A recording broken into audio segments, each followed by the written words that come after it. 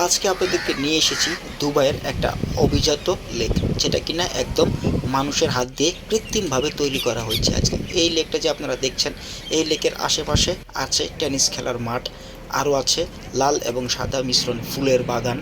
এবং এই ফুলের বাগান এখানেই শেষ নয়, আরও আছে। এই যে দেখছেন আপনারা, আরও হলুদ হলুদ হলুদ ফুল বাগান, এটাও কিন্তু লাগানো হয়েছে দুবাইয়ের গভর্নমেন্টের দ্বারা। এবং এই ফুল বাগানের সাথে কিন্তু আছে সুন্দর একটা ওয়াকিং রোড, এবং এই ওয়াকিং রোডে আপনি সকাল এবং রাতের বেলা হাঁটতে পারবেন।